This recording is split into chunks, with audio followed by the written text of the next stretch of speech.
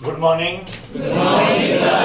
चलिए बेटा, सीएसआर की टॉपिक को हल्का सा डिस्कस करते हैं आप। इसके अंदर अपने सारे के सारे प्रोविजंस एंड रूल्स डाल दिए। सबसे पहली बात तो सेक्शन 135, ठीक है ना बेटा, जो यहाँ का मेन सेक्शन है।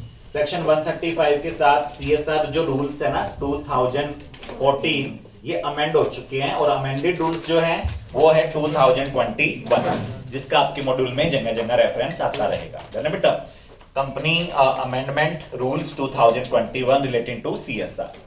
साथ में शेड्यूल 7 है, ठीक है ना बेटा। और कुछ नोटिफिकेशंस हैं, कुछ सर्कुलर्स हैं जो कोविड से रिलेटेड है, हर घर तिरंगा अभियान से रिलेटेड है, कि वो भी सीएसआर है ना बेटा।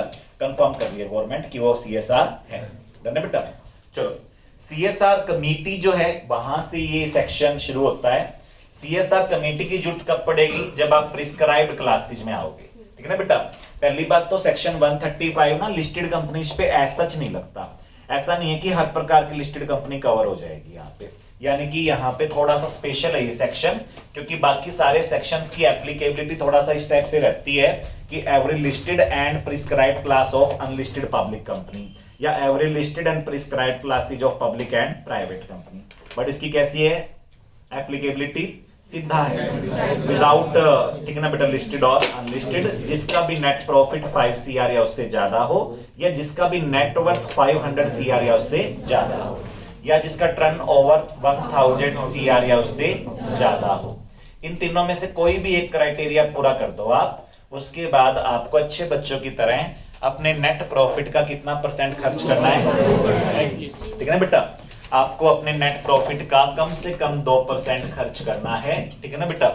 और ये नेट प्रॉफिट जो है ये आपको अपने प्रीसीडिंग फाइनेंशियल ईयर का नहीं, बल्कि पिछले 3 प्रीसीडिंग फाइनेंशियल ईयर का एवरेज प्रॉफिट लेना है। कौन सा average? Simple average. Company law में वेटेड एवरेज का कंसेप्ट नहीं है, ठीक है ना बेटा। तो हमेशा कैसा एवरेज लेना है? Simple average. Okay, divided by 6 और 3। ओके, चलो। अब एक तो ये हो गया बेटा कि अगर आपके तीनों साल में प्रॉफिट था, तो अगर 3 में से किसी एक साल में प्रॉफिट नहीं था, लॉस था, तो कोई बात नहीं, आपको उसको माइनस कर देना है। और अगर ये कलेक्टिव अमाउंट पॉजिटिव आता है तो आपको उतने अमाउंट का 2% एज अ सीएसआर एक्सपेंडिचर करना है। ये आपका क्या बन जाएगा? CSR obligation of that year, है ना बेटा। आपको हर साल निकालना है ये। हाँ। एक बार कवर होने के बाद कम से कम कितने साल कवर होंगे? 3 साल। लगातार 3 साल इन तीनों में से कोई भी क्राइटेरिया सेटिस्फाई नहीं हो रहा। सपोज करो लगातार 3 साल से नेटवर्थ आपकी 500 CR से नीचे चल रही है, लगातार 3 साल से टर्नओवर 1000 CR से नीचे चल रहा है, लगातार 3 साल से नेट प्रॉफिट भी 5 CR से नीचे चल रहा है, तो अब चौथे साल आपको सीएसआर करने की जरूरत नहीं है ना बेटा। चलो, तो वंस कवर्ड फॉरएवर कवर्ड या 3 इयर्स कवर्ड। और लगातार 3 साल आपने क्राइटेरिया फुलफिल नहीं किया तो जाके आप अब एग्जम्प्ट हो जाओगे, ना बेटा, जब तक दोबारा क्राइटेरिया फुलफिल ना हो। और फिर एक बार कवर हो गया तो 3 साल तक करना पड़ेगा, है। ओके, अगर मान लो 2 साल में लॉस हो तो सर कोई बात नहीं, जो 2 साल में लॉस है वो माइनस हो जाएंगे और जो साल प्रॉफिट वाला है वो प्लस। और अगर एक कलेक्टिव फिगर प्लस आता है तो उसका 2% आपको खर्च करना है, डन है। सर ये कलेक्टिव फिगर तो बहुत ही कम आया, ये कलेक्टिव फिगर तो सर कुल मिला के ही 10 रुपए आया है, ठीक है ना बेटा। और 10 का 2% कितना होता है? जो भी आप कैलकुलेट करना, मेरे को नहीं आता इतना कैलकुलेशन, ठीक है ना। तो क्या सर सीएसआर कमेटी बनानी पड़ेगी अगर ऑब्लिगेशन इतना कम है? 2 रुपए का ऑब्लिगेशन है, 20 पैसे का ऑब्लिगेशन है, 200 रुपए का ऑब्लिगेशन है, 2000 रुपए का ऑब्लिगेशन है, तो इतने से ऑब्लिगेशन के लिए आपको सीएसआर कमेटी बनाने की जरूरत नहीं है। तो ये आपका एग्जाम में 2 बार क्वेश्चन आ चुका है पिछले 3 अटेम्प्ट में कि सीएसआर कमेटी से एग्जम्पशन कब मिलती है। तो बच्चे कहते हैं जब ये 3 साल तक लगातार क्राइटेरिया पूरा ना होना तब मिलती है। अरे भाई, ये लिखना था कि सीएसआर कमेटी से कवर होने के बावजूद भी एग्जम्पशन मिल जाएगी अगर आपका एक्सपेंडिचर जो आपको करना है उस पर्टिकुलर ईयर में वो 50 लाख तक का है, डज नॉट एक्सीड ₹50 लाख, है बेटा।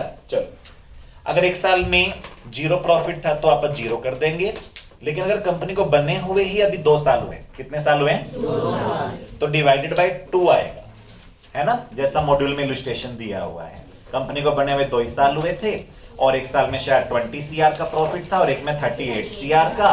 तो हमने क्या किया? 20 CR plus 38 CR divided by 3 नहीं किया, 2 किया, और फिर 29 CR का 2% 58 लाख उस एमसीक्यू का आंसर आ गया जो मॉड्यूल के अंदर दिया हुआ है, डन है। चलो बेटा, उसके बाद आ गया कि इंडियन कंपनी है या फॉरेन कंपनी है, तो इनको अपने वर्ल्ड वाइड कलेक्शन यानी कि वर्ल्ड वाइड प्रॉफिट का 2% करना है या सिर्फ इंडियन ऑपरेशन। उसके रीजन है क्योंकि ना सीएसआर खर्चे के अंदर काफी सारे एक्सक्लूजन्स हैं। अगर आपने किसी पॉलिटिकल पार्टी को दान दिया तो ये कहते हैं सीएसआर नहीं है, अपने एम्प्लॉइज या उनकी फैमिली के बेनिफिट के लिए कुछ किया तो सीएसआर नहीं मानते ये लोग ना। और ये कहते हैं कि स्टैट्यूटरी ऑब्लिगेशन जो लेबर लॉ का, लैंड एक्विजिशन एक्ट का या किसी भी और एक्ट का आपको करना ही करना है, वो सीएसआर नहीं है। ऑर्डिनरी कोर्स ऑफ बिजनेस आपका सीएसआर नहीं है। स्पॉन्सरशिप मार्केटिंग सीएसआर नहीं है। और एक्टिविटी आउटसाइड इंडिया सीएसआर नहीं है। वन ऑफ इवेंट सीएसआर नहीं है। एक दिन में आपने मैराथन करा दी, एक दिन में अवार्ड बांट दिए, एक दिन में आपने सारा खर्चा कर दिया, प्रोजेक्ट नहीं चलाया, अभियान नहीं चलाया, तो इसको सीएसआर नहीं मानते। तो ऐसे काफी सारे एक्सक्लूजन्स की वजह से आपको इंडियन ऑपरेशन का ही प्रॉफिट लेना है। किसका? इंडियन ऑपरेशन, चाहे वो इंडियन कंपनी के हो और चाहे फॉरेन कंपनी के इंडियन ऑपरेशन और इंडियन कंपनी के भी इंडियन। हाँ, इंडियन कंपनी कह रही है हमारे साथ भी तो फेयर ट्रीटमेंट होना चाहिए। फॉरेन कंपनी के तो इंडियन ऑपरेशन पे आप करवा रहे हो और हमारे सारे ऑपरेशन पे करवा रहे हो, तो गवर्नमेंट करे नाराज ना हो। इंडियन कंपनी को भी किस पे देना है बेटा? इंडियन ऑपरेशन के नेट प्रॉफिट का 2% देना है। और वो भी सरकार को देना है या खुद खर्च करना है? और खुद ना खर्च हो ना बेटा, सरकार करे हमें दे देना है, ठीक है ना। अदर देन ऑनगोइंग प्रोजेक्ट में 6 मंथ के अंदर अंदर दे देना, आफ्टर एक्सपायरी ऑफ 1 ईयर।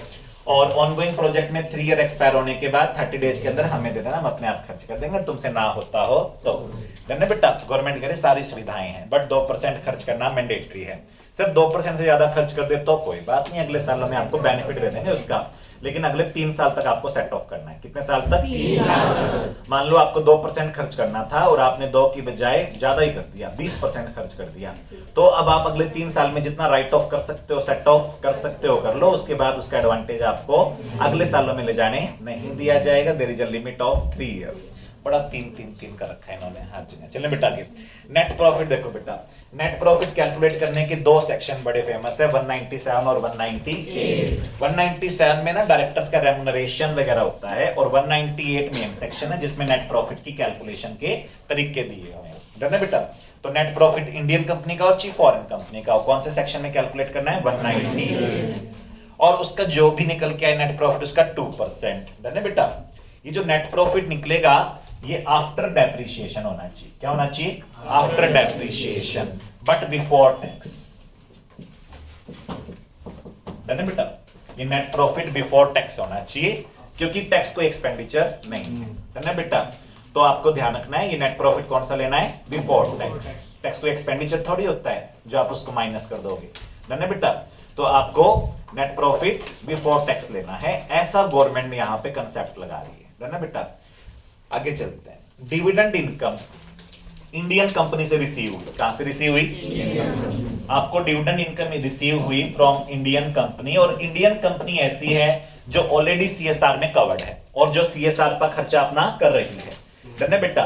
तो फिर उस पे तो 2 बार हो जाएगा सीएसआर। पहले इंडियन कंपनी ने उसके ऊपर सीएसआर कर लिया जिसने मैन्युफैक्चरिंग इनकम कमाई थी, फिर तुम्हें डिविडेंड दिया, अब तुम दोबारा करोगे उस अमाउंट के ऊपर, फिर तो टैक्स पे टैक्स लगने वाली बात होगी, है ना बेटा? तो इसलिए इसको एग्जम्प्ट कर दिया। डन है बेटा? तो डिविडेंड इनकम जो आपको कहां से रिसीव हुई? इंडियन कंपनी से, जिस पे इंडियन कंपनी पहले से ही सीएसआर करे बैठी है, या फिर वो इंडियन कंपनी सीएसआर के सेक्शन में ऑलरेडी कवर्ड है, तो वो अपने आप करेगी, हमारी सिरदर्दी नहीं है। उसके डिविडेंड इनकम को हम इंक्लूड नहीं करेंगे, shall not be included in computation of net profit under section 198। तो dividend income from Indian company is not to be included, ठीक है ना बेटा, while calculating your net profit under section 198। Okay? क्योंकि उस पे ऑलरेडी सीएसआर हो चुका है, क्योंकि इंडियन कंपनी जिसे आपको डिविडेंड मिला था वो ऑलरेडी 135 में कवर्ड है, तभी ये आपको एग्जम्पशन मिलेगी। मान लो इंडियन कंपनी से डिविडेंड आया बट वो 135 में कवर्ड नहीं है, तो फिर तुम्हारी डिविडेंड इनकम जुड़ के नेट प्रॉफिट निकलेगा। और अगर वो पहले से 135 में कवर्ड है तो हो तो चुका, तो उस डिविडेंड इनकम को आप अगेन इंक्लूड नहीं करेंगे। ओके? लॉजिक क्लियर है? चलो उसके बाद हम आगे चलते बेटा। शेड्यूल 7 की जो एक्टिविटीज है ये आपको यूज करनी है और इनका ध्यान रखना है। सीएसआर पॉलिसी बनाते टाइम आपको इन्हीं शेड्यूल 7 एक्टिविटीज को ध्यान में रखते हुए पॉलिसी बनानी है, बट इसका लिबरल इंटरप्रिटेशन लेना है। कैसा इंटरप्रिटेशन? लिबरल इंटरप्रिटेशन, ताकि एसेंस सेटिस्फाइड हो। डन है बेटा? और आपको शब्दों के पीछे नहीं भागना। अब जैसे उसने लिख दिया स्लम एरिया डेवलपमेंट, शेड्यूल 7 में। तो ऐसा नहीं कि स्लम एरिया डेवलपमेंट ही कर सकते हो आप, गांव में भी अगर कोई ऐसा एरिया है जो स्लम में कवर नहीं हो रहा, सरकार की स्लम की डेफिनेशन में नहीं आ रहा, बट आप प्रूव कर गए कोर्ट के सामने कि मैंने वहां पे बहुत भला किया है, डॉक्यूमेंट्री बन रही है बल्कि आपके ऊपर इस चीज के लिए, तो वो कवर हो जाएगा नहीं हो जाएगा? हो जाएगा। क्यों नहीं कवर होगा? ना बेटा, प्रूफ होना चाहिए, बस क्या होना चाहिए? कि that was a welfare. Okay, CSR committee में 3 या उससे ज्यादा डायरेक्टर होने चाहिए, ठीक है ना बेटा? 3 से काम चल जाएगा? हाँ, आराम से चलेगा। एक कंपनी में 10 डायरेक्टर, 3 डायरेक्टर की चलेगी? 15 डायरेक्टर, 3 की चलेगी? बस एक आईडी होना चाहिए, उन तीनों में से एक आईडी होना चाहिए। हालांकि अगर आपकी कंपनी में आईडी रखना जरूरी नहीं है, क्योंकि आपकी कंपनी 149 सबसेक्शन 4 में कवर नहीं हो रही और आपकी कंपनी के ऊपर आईडी रखने की रिक्वायरमेंट नहीं है। 149 सबसेक्शन 4 में लिमिट सेम है जो 177 में है, ठीक है ना बेटा? यानी कि ऑडिट कमेटी वाली लिमिट है same to same, listed company और 10 करोड़, 50 करोड़, 100 करोड़, है ना बेटा? तो अगर आपकी कंपनी बड़ी कंपनी नहीं है कुल मिलाकर और आपको आईडी रखने की जरूरत नहीं है, तो 2 डायरेक्टर से भी काम चल जाएगा। ऐसे ही प्राइवेट कंपनी में भी 2 डायरेक्टर से काम चल जाएगा, विदाउट आईडी या with ID? Without ID. Foreign company में 2 पर्सन्स की बनेगी, क्या बनेगी? 2 पर्सन्स, क्योंकि फॉरेन कंपनी के डायरेक्टर तो विदेश में बैठे हैं, वो थोड़ी इंडिया में आके संभाल लेंगे। तो 2 पर्सन्स जो इंडिया में मैनेज करते हैं चीजों को, उनमें से एक होना चाहिए सेक्शन 380 सबसेक्शन 1 क्लॉज डी वाला, 380 सबसेक्शन 1 क्लॉज डी वाला, यानी कि Indian head, Indian representative, Indian operations का जो हेड है, एटलीस्ट एक तो वो होना चाहिए सीएसआर कमेटी में और एक दूसरा व्यक्ति होना चाहिए। अब देखो बेटा, ये जो आपका सीएसआर पॉलिसी है इसको बनाएगी कौन? CSR committee. और इसको अप्रूवल कौन देगी? बीओडी की मीटिंग, ठीक है बेटा?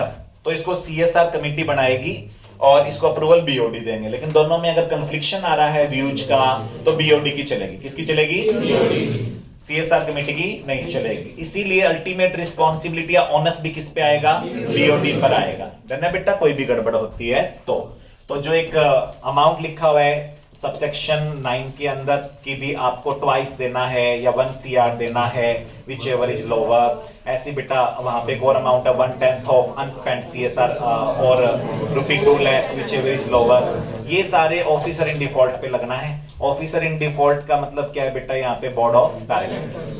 सीएसआर कमेटी भी हो सकती है बट उसको कम सॉफ्ट फाइन लगेगा, है ना बेटा? मेथोडोलॉजी का मतलब क्या होता है? आप सीएसआर कैसे करेंगे? सीएसआर आप खुद भी कर सकते हो। कैसे कर सकते हो? खुद भी कर सकते हो। कोई जरूरी नहीं है कि आप किसी एनजीओ की हेल्प लो, आप खुद से कर लो विदाउट फॉर्मिंग एनी एनजीओ। आप एनजीओ भी बना सकते हो लाइक सेक्शन 8 पब्लिक ट्रस्ट। कैसा ट्रस्ट? प्राइवेट ट्रस्ट अलाउड नहीं है और रजिस्टर्ड होने चाहिए, रजिस्टर्ड सोसाइटी, तो इनके थ्रू भी कर सकते हो। और ये आप अकेले भी बना सकते हो, अपनी सब्सिडीज के साथ मिलकर भी बना सकते हो और भी कोई कंपनी के साथ मिलके बना सकते हो, क्योंकि समाज सेवा तो मिलके और अच्छी होती है ना बेटा? जैसे कोई भी फेस्टिवल होता है वो मिलके ही मजे आते हैं, अकेला जना रंग उड़ाता घूमे तो अच्छा नहीं लगता। तो आपको इस चीज का ध्यान रखना है बेटा कि मिलके ये सारे काम हो सकते हैं, नहीं हो सकते? बड़े प्यार से हो सकते हैं। आप किसी मार्केट में जो पुराने मंदिर हैं या पुराने चैरिटेबल स्कूल्स हैं, पुराने चैरिटेबल हॉस्पिटल है, उनके थ्रू भी कर सकते हो अगर उनका ट्रैक रिकॉर्ड हो कम से कम 3 साल का और वो इनकम टैक्स के सेक्शन 12A या 10 सबसेक्शन 23C, सेक्शन 12A या फिर 10 सबसेक्शन 23C में रजिस्टर्ड हो, यानी कि उनको इनकम टैक्स वाले मानते हो कि ये चैरिटेबल इंस्टीट्यूशन है। और चाहे स्टेट एक्ट में आपने रजिस्ट्रेशन नहीं करवाया, अगर रिस्पेक्टिव स्टेट एक्ट में ऐसा कोई जरूरी नहीं था। और 80G का अगर आपको लाइसेंस मिला हुआ तो और भी अच्छी बात है। इसके अलावा आप सरकार की एस्टैब्लिश्ड सेक्शन 8 कंपनी पर रजिस्टर्ड पब्लिक ट्रस्ट सोसाइटीज का भी यूज कर सकते हो। सरकार की पब्लिक अथॉरिटी या स्टैट्यूटरी अथॉरिटीज का भी यूज कर सकते हो। डन है? तो बहुत सारे मेथड हैं जिससे आप सीएसआर कर सकते हो। डन है? चलो उसके बाद देखो बेटा, ओवरहेड और स्टाफ डेवलपमेंट एक्सपेंडिचर कितना अलाउड है? 5% of your CSR expenditure to be incurred in that year, that is your CSR obligation. है ना बेटा? तो इस साल जितना खर्चा करना है उसको क्या बोलते हैं? CSR obligation. उसका 5% तक आप जनरल एक्सपेंस पे लगा सकते हो। किस पे? जनरल एक्सपेंस का मतलब अपने स्टाफ को ट्रेनिंग दे रहे हैं या फिर बिजली पानी का खर्चा लग गया, ऑफिस का खर्चा लग गया, ये है वो है, तो ऐसा 5% ही अलाउड है। बाकी 95% कम से कम काम पे खर्च होना चाहिए टू द बेनिफिशियरीज, जो आपके लाभार्थी है उन तक लाभ जाना चाहिए। है ना बेटा? चलो उसके बाद ध्यान दो बेटा, इंपैक्ट असेसमेंट कराना है कि लाभार्थियों को लाभ मिला भी या नहीं मिला, और उससे उनका कल्याण हुआ भी या नहीं हुआ। अगर हमने किसी को घर बना के दिया गरीब को और झुग्गी झोपड़ी से उसको घर की सौगात दी, तो उसमें रहता भी है या नहीं रहता।